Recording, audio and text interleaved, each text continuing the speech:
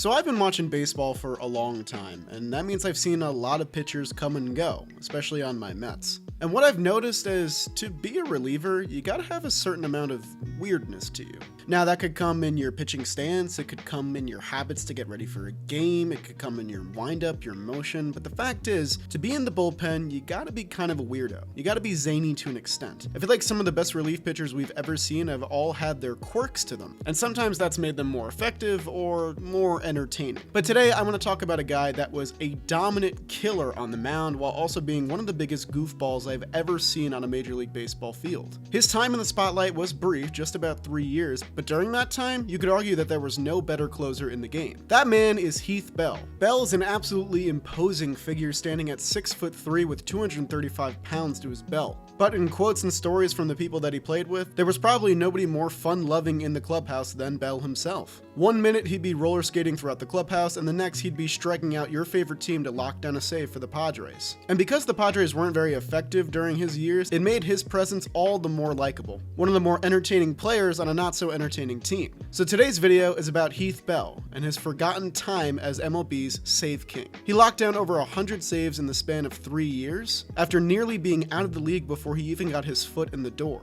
And along the way, he made plenty of friends and enemies while managing to put a smile on every fan's face when he took the mound. This is the story of the forgotten save king.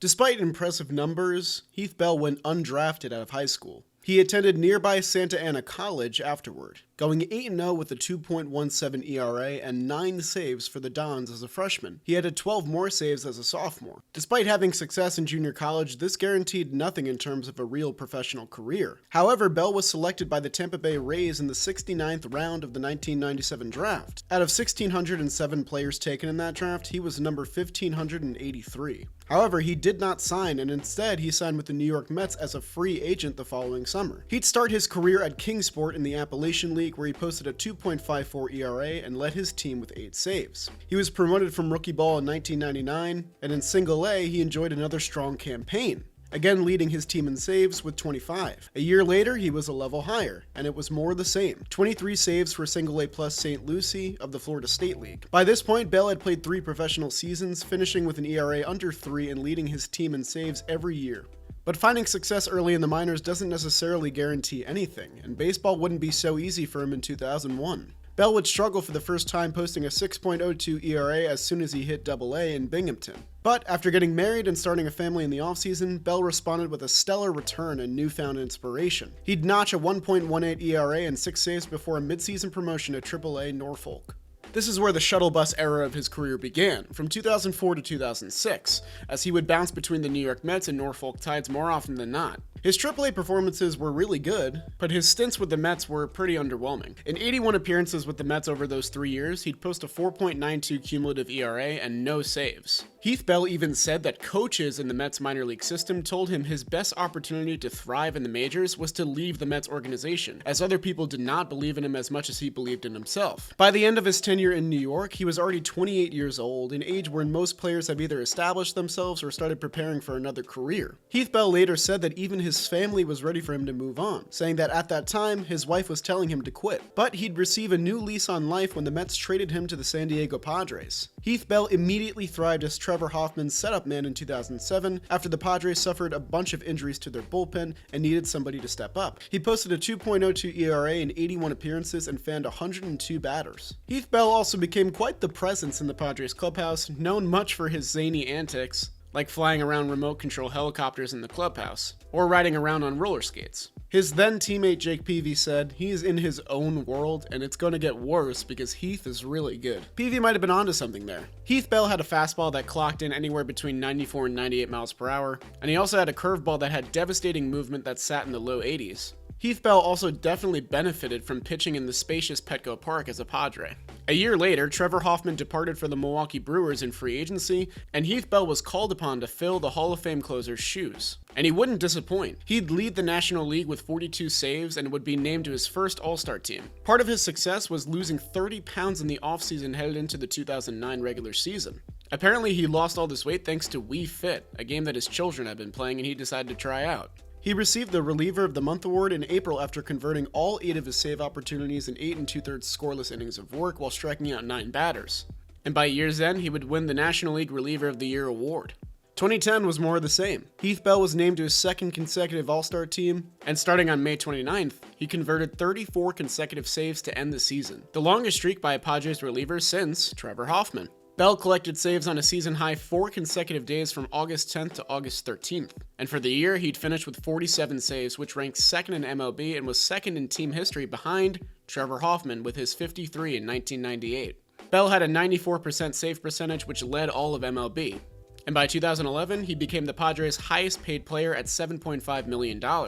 But by the end of the 2011 season, he'd be eligible for free agency. 2011 started off hot as he converted 7 consecutive save opportunities, which tied him with Hoffman for the Padres' club record of 41 consecutive save conversions. However, Bell would blow his next save opportunity, leaving him tied with the Hall of Famer. Bell would get his 100th save in May of that year after only being a closer for 2 years prior. And of course, he'd be selected to his 3rd consecutive All-Star game. That's when he did, this. His reasoning for doing this can be summed up in a pretty wholesome quote. He said, "I wanted the fans to have fun with this. The fans are really what matters. They're the ones that show up. They're the ones who pay our salary." Bell would finish the season converting 43 of 48 save opportunities with a 2.44 ERA, but he struck out less than 30% of all opponents' at-bats for the first time as a Padre. At the end of the 2011 season, Bell requested a 3-year contract from the Padres, but due to a rotation of general managers, there was never enough communication on both sides to get a deal done, so Bell would finally depart in free agency. Heath Bell was never quite as effective pitching for other teams. He had some stints with the Miami Marlins and Arizona Diamondbacks, and attempted a late career comeback with the Washington Nationals that proved fruitless. All in all, he had a 27-19 record with a 2.53 ERA and 134 saves as a San Diego Padre. Padres fans are truly blessed that they were able to go from Trevor Hoffman straight into Heath Bell, probably their 2 best closers of all time, back to back. And while they were both effective, they couldn't be more different in terms of their appearance, their approach, and their general character. Trevor Hoffman was a composed killer, and Heath Bell was a goofball. But I think that's part of what makes him so memorable to me. I've never seen a guy so goofy and fun-loving, while also being an absolute killer on the mound. And that was Heath Bell through and through. I thought it would be interesting to compare the top 2 closers in Padres history as they came subsequently from each other. Now, it's a little bit imbalanced because Trevor Hoffman has about 550 games on Heath Bell, but Bell did own a lower ERA and a lower home run per 9 rate, while Trevor Hoffman had a lower whip, higher K per 9 rate, and lower walk per 9 rate, and of course, more saves since he had more time. We can only imagine how much closer Bell would have gotten to Hoffman's record had he stayed in San Diego longer or gotten there earlier. Still, these are the 1 and 2 in Padres history, and they both did a damn good job while they were here. In the 3 years he was closing games for the Padres, Heath Bell was one of the most dominant relievers in the entire game of baseball, leading all relievers in saves, coming in 3rd in home run for fly ball rate, top 15 for total strikeouts and called strike percentage, top 25 in ERA minus, which is a cumulative stat measuring one's ERA against the league's average, and that 64 ERA minus put him 36 points above league average. This came alongside being top 30 in strikeout percentage and top 30 in strikeout to walk percentage, making Heath Bell not only one of the most efficient relievers in the game, but one of the most efficient pitchers in the game during this 3-year stretch.